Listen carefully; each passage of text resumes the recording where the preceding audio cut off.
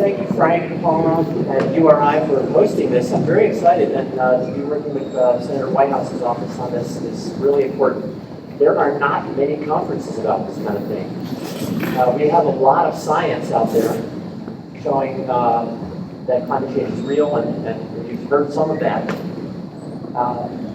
But we don't really understand the politics and the sociology of why we're not dealing with this issue very well. So I think the timing is spectacular. What I'm going to do today is talk about why the fossil fuel industry was actually so quiet around the Paris negotiations. And I will do a little briefing, as Frank suggested. Put the mic up a little bit. Why? So I'm going to talk about why the fossil fuel industry was quiet. Some theories about that, and then I'm going to talk about, I have to do a little review on what happened in Paris, and then thirdly, talk about how we're going to get past that. And I have a pretty different prescription. It's going to involve basically wartime mobilization, a program to address the problem with rapid decarbonization and going to zero carbon emissions, at least net with renewable energy. So, and I think that'll have some good impacts on this current impasse that we're facing right now. So each time in the past there was a threat of meaningful action on climate change, powerful actors in the fossil fuel industry mobilized in public and in private to hinder that progress. You've heard great accounts of that from Ken, some from Corey, and from Lee. Regardless of one's opinion of their rationale or their ethics, one has to acknowledge they were remarkably effective. Yet this time, in Paris in 2015, it was different. The fossil fuel interests were extremely quiet while 196 countries got together and forged an agreement. Did they see the pact as so non-binding as to be insignificant? Did they see their goals as having been already met before the huge meeting started? Or were climate science denialists and climate action doubtmongers simply unable to gain the traction that they were used to in a changed physical and media landscape? So I guess I need to do a little bit of a wind-up on Paris. So the big parts of the agreement were that countries of the world would come in every 5 years with pledges. They're called nationally determined contributions or national climate plans. Ours is the Clean Power Plan in the United States, and each one is different. They're entirely voluntary. This is a whole new system that was come up with in 2009 by the Obama administration, Obama with the ministers and heads of state of the BASIC group, Brazil, South Africa, India, and China. So instead of the old Kyoto model of top-down goals, we have instead had a sort of pledge and review system where countries make pledges and then collectively there's a review system. So there's nothing really binding in Paris. That's the negative side. Countries make these pledges, but there is no police or military force that could go in and force them to actually implement them. There's no trade sanctions that would be connected with non-adherence to your pledge. But there is a review mechanism, and there is hope that with these, what's called a stock take, a global stock take every 5 years, that countries will feel the pressure.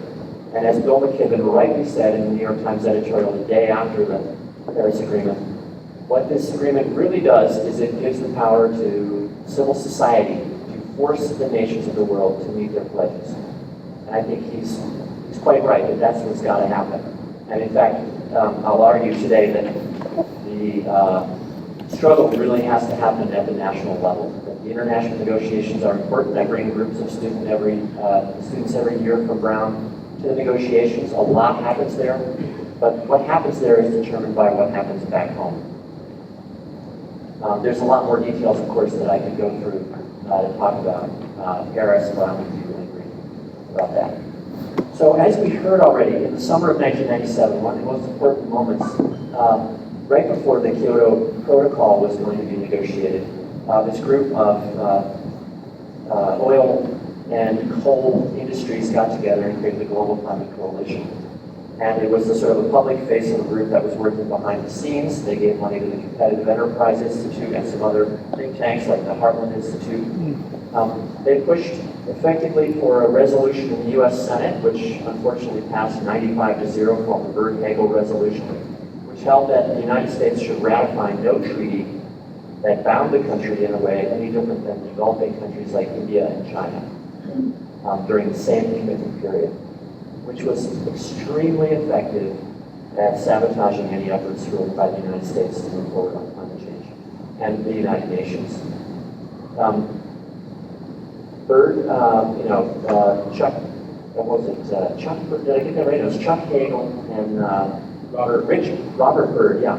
So they were from the states of West Virginia, coal-dominated, and of course the monoculture state of Nebraska depended on petroleum-intensive farming. So this resolution, which I learned recently, it was actually non-binding, but people all over the world, and it's often reported as a binding resolution. No, it's just a sense of the Senate resolution. So it's quite important, though, that it's still people still point to it, and the U.S. Senate really has been the launching point for a binding treaty. That's really a lot of why the Paris Agreement had words like should, that the parties, that is the countries, should adhere to their promises and so on, not shall.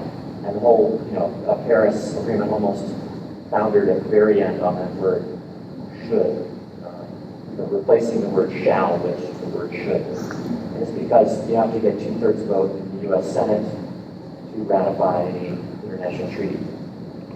So the Obama administration has been forced to go forward basically using existing policy tools like the Clean Air Act, and they're doing so is, they turn all the dials as far as they can go with the existing legislation and came up with the U.S. pledge of 26 to 28% emissions reductions by 2025. The Byrd-Hagel resolution held off the Congress long enough for George W. Bush to be elected, who, despite his campaign promises to address climate change, promptly unsigned the Kyoto Protocol. And so even the U.S.'s 5.5% emissions reductions were immediately off the table. It then took another 8 years for Kyoto to even come into effect in 2005. Without leadership from the world's richest country and the world's largest polluter, the rest of the world was tied up in knots. Every year in negotiations, there was countries would come and hope that the U.S. would move this year, and every year the U.S. stalled and blocked. We've heard a lot about, I'm going to skip some of this about these, the group of representatives of fossil fuel industries sowing these seeds of doubt. We've heard a lot about that. Something that Ken talked about was this sort of, the speakers have talked about this polarization that occurred in the United States. Some research by my colleagues Riley Dunlap and Aaron McWright, environmental sociologists, described how Republicans and Democrats were quite similar in their opinions about climate change and what should be done about it until about 1997, and then it sharply diverges. The Democrats get a little bit more worried, and the Republicans get a lot less worried, less supportive of aggressive action on the issue. And they talk a little really about this effective campaign to sow the seeds of doubt. One thing that sociologists have also found out is that the doubters are largely white males. So there's a paper called Cool Dudes that I encourage people to look at that show really that white males are different from the rest of the world. Minority, citizens and women, they listen to science. When there's a disaster, and we have seen in hurricanes and so on, who tends to stay home to protect the property and think that they can, effectively fight off the danger is the white males. And, if you look at who actually listens to hurricane warnings and evacuates, it's women. So anyway, the women are smarter, is my at other times, like in Copenhagen, before there was high expectations in Copenhagen, and right before it, there was, of course, the ClimateGate scandal, which was emails from the University of East Anglia in Britain, from their server. And there's been several, I think there's been like 8 investigations, and they all showed that there was in fact not a scandal, but it was all legit and above board. There was no wrongdoing, but it was enough, really, to sow the seeds of doubt and to throw the climate science into some question. So, but then there was Paris, so it was different this time. So the question is why? So there was dedicated and strategic leadership from the United States, France, Peru, and even China. the community of nations of the world were able to draft and agree a deal that applied to all nations this time. President Obama appears to have seen climate change as a crucial issue on which he could create a positive legacy. He talks about his children. Remember, he went to Alaska last summer. But I think the key moment really was his joint announcement with China in November of 2014, in which both countries announced their own national climate plans, which really broke the ice, the logjam, because before that everybody was saying, why should we act when the richest and the largest polluting countries aren't acting? China now represents over 30% of emissions. The U.S. is now about 16%. If you add those two up, you have almost half the problem. So that was an extremely important moment. And it's easy to be cynical about China. Their data is not perfect, but the indications are that they're actually exceeding their pledge. They're reducing their emissions, at least from the coal industry, already. They said they would peak by 2030. It looks like their emissions might be peaking very soon. But I think Obama really has done a lot, and his White House team flew all over the world and worked on joint announcements with other countries like Mexico, Brazil, and lots of work in France and Peru and so on. What else can I tell you? There was no October surprise like there was in 2009 with the ClimateGate scandal. So I think it's quite interesting. I was actually kind of waiting. It's like, okay, wait, it's coming. But I think that raises the question, why no October surprise? Why was the skeptic movement had the Heartland Institute at CFACT, led by a man named Mark Morano, held a counter summit at the Hotel California in the middle of Paris during the negotiations. But they barely got any coverage at all for this, and the attendance was quite small. I speak with Sonia Gerwig, and now I have some other students in my climate development. I did an analysis of the media coverage. They looked at now 2,500 articles that came out just during those 2 weeks. The media coverage was massive. That was in newspapers in 13 countries around the world.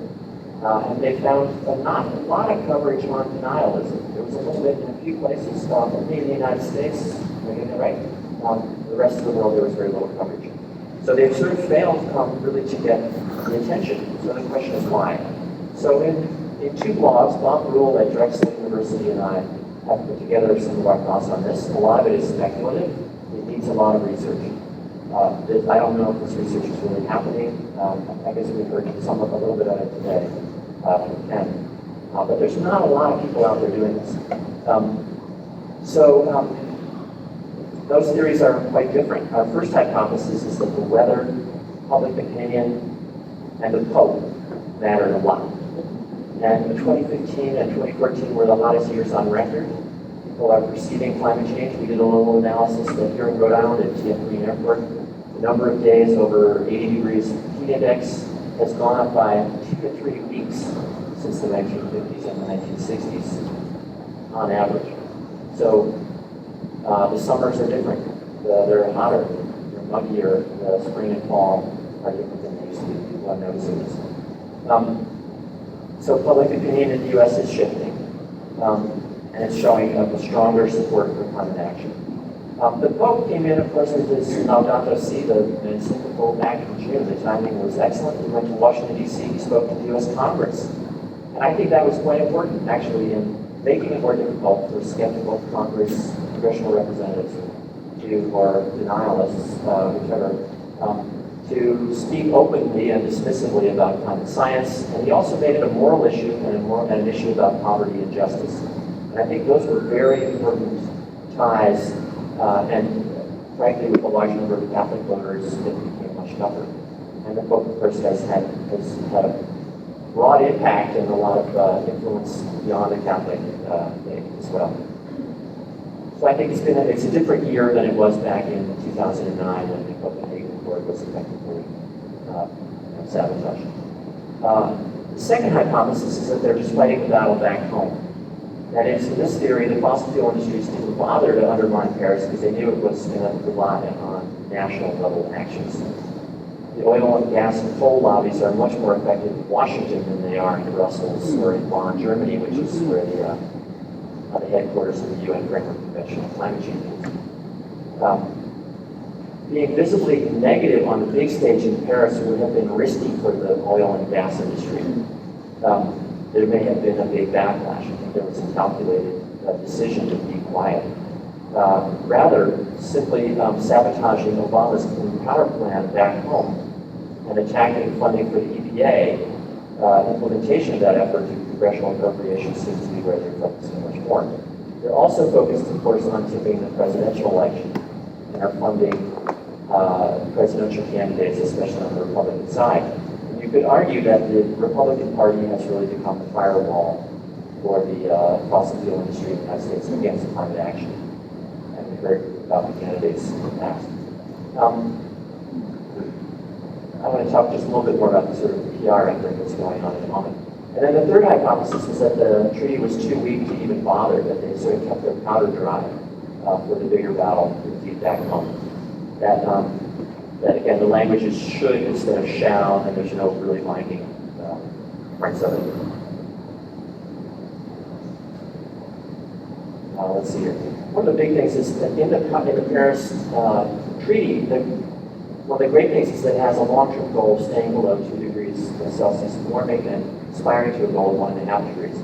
That's fantastic, but we really lack any plan to get our societies, our economies, to stay below those levels. That's the difficult part. And I have an op-ed in Projo today, and it's on Brookings today as well, about this difficulty of dealing with that scientific truth that it's going to be damn hard. We've got to slam on the brakes on fossil development and, in fact, turn off a lot of fossil fuels we're using great maintenance, which are renewables, with the reality of the sort of political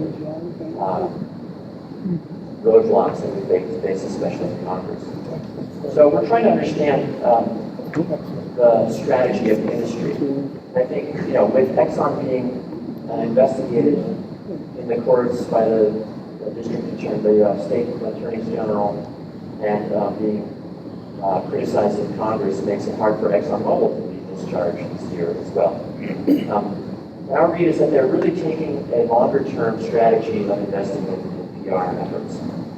For example, ExxonMobil, actually, if you go on their website, they released a statement of support of the COP21, the Paris Agreement, in which they maintain their support for an all-of-the-above energy strategy.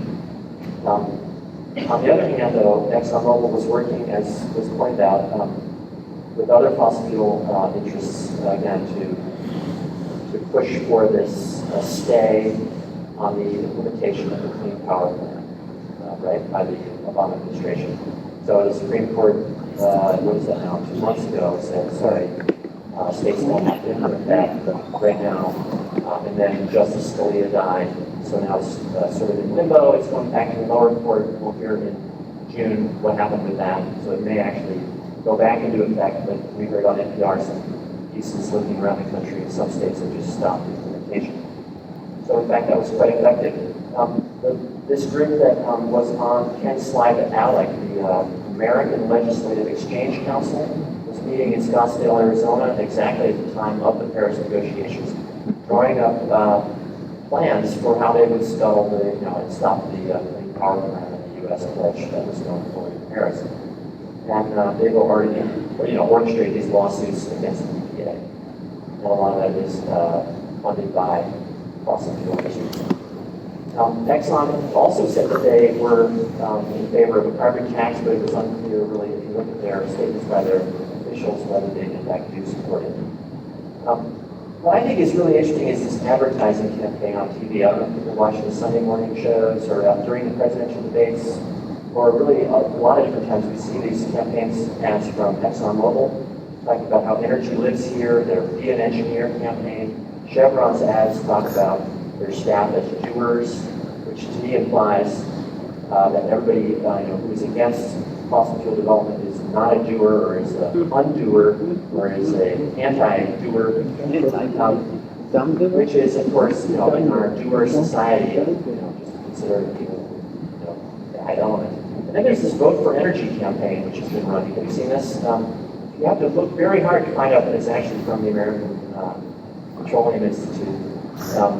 And it talks about how voters should sign their pledge, which is to support a true all-of-the-above energy strategy that values and leverages America's full range of energy resources.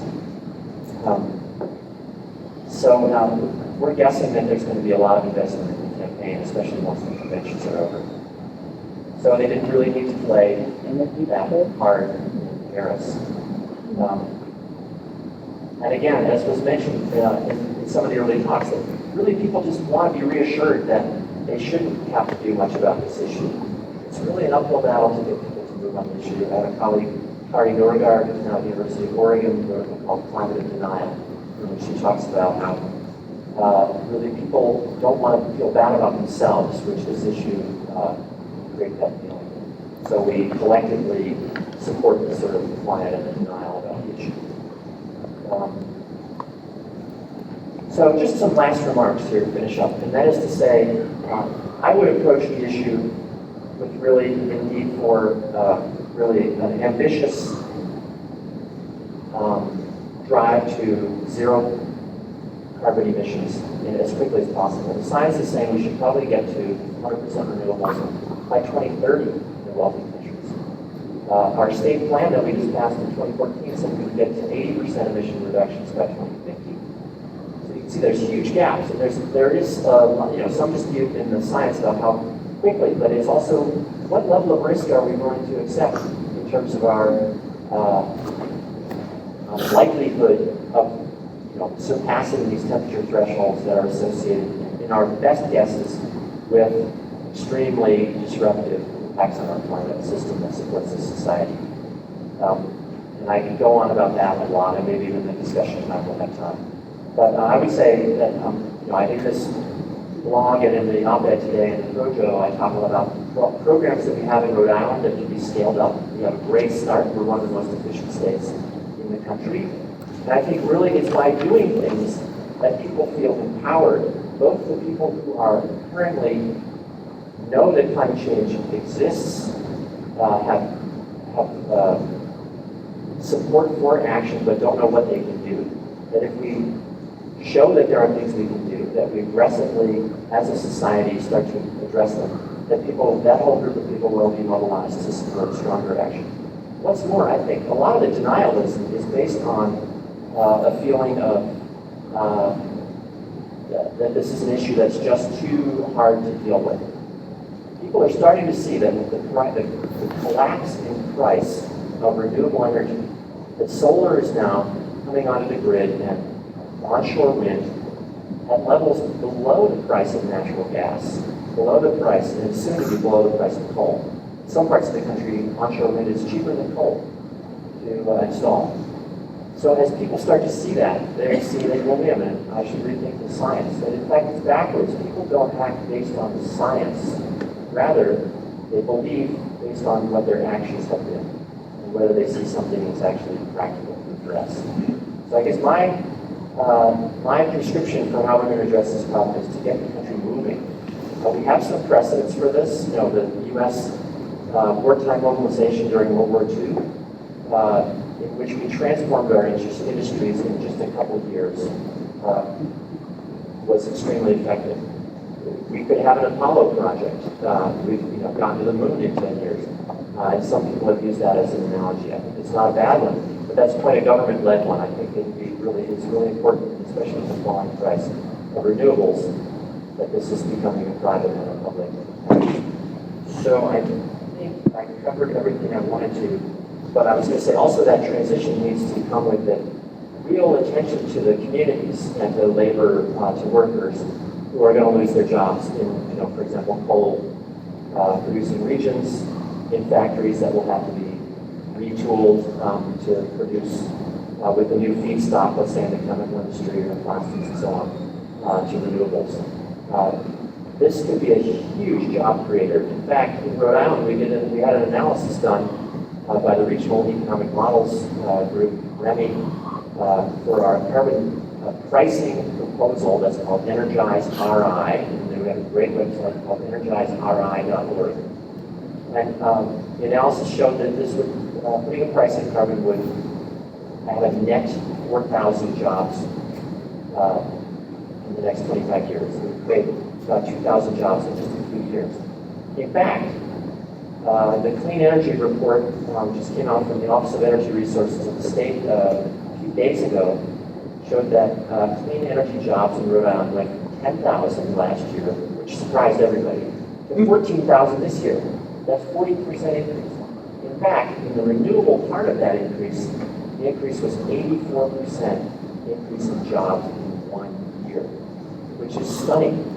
And this is money that would have otherwise just gone pouring out of our state to pay for fossil fuels that we import from Pennsylvania, where they're fracking, or from Louisiana and Texas, or from Saudi Arabia, Venezuela, and all the other places that we get fossil fuels. So there's a huge benefit to our local economy, to our national economy, to workers, to communities, and we can make this transition and really change things. And I think that's the way that we'll address this denialism. Thanks.